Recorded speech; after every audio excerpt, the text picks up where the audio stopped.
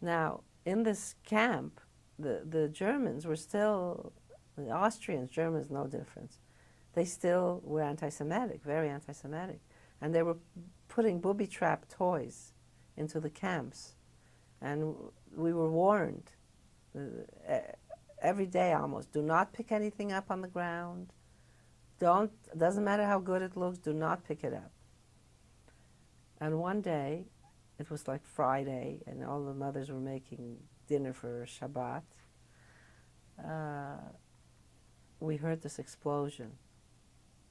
Apparently this little girl, she picked up this clock, and she wanted to open it or something, and her body exploded in pieces.